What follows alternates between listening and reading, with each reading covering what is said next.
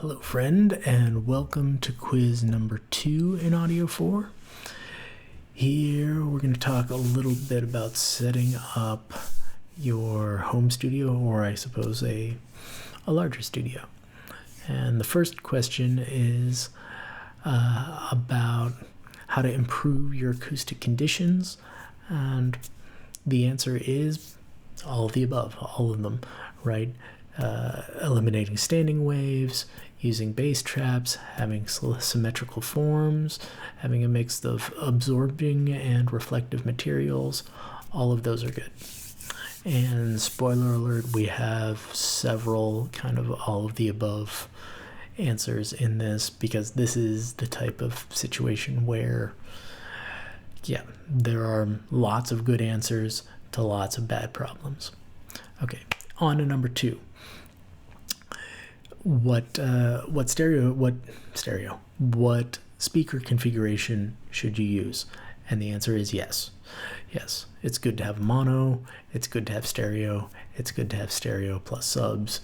It's not a bad idea to have 5.1, right?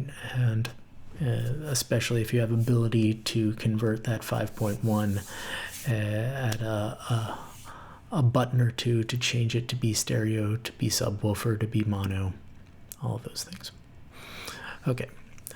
Second of all, or question number 3, is that both far-field are less popular and represent commercial experience and is less expensive. So yes, both of those. So the next question number 4 is I think also about trying what speakers should use, and again the answer is all of them, all the above. Small speakers, headphones, and car are all great places to check your mix, right? Don't just make it sound good in your studio and think you're done. No, print it, take it somewhere else, listen to it, and ideally, give yourself a little time between when you're done with the mix and check it the next day. All right. The 2 types of monitor speakers that I want to talk about in the next question are, you've got active power and passive monitors. So powered monitors, they usually have some kind of electrical plug that you plug into the wall and a little light that comes on, right? So if you have a separate amplifier that you need to plug it in, that's a passive speaker. NS10s, if I make you learn NS10s, those are passive, whereas a lot of like your KRKs and things like that are going to be active powered monitors. All right. The next question: it is true that if speakers are wired out of phase, they will produce sound out of phase. So that can be a problem. Okay. The next, let's move on to 7. Speaker level balance is a good thing to check before mixing on a new system, right? Making sure that they're balanced with each other and with what you're seeing. You should never mix with your eyes, but still, we do use those levels and look at them, but you want to make sure that the speakers are actually giving you the levels that you think.